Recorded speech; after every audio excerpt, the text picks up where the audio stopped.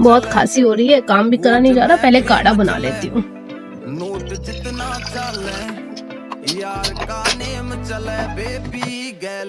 सबसे पहले हम इसके अंदर डालेंगे कच्ची हल्दी।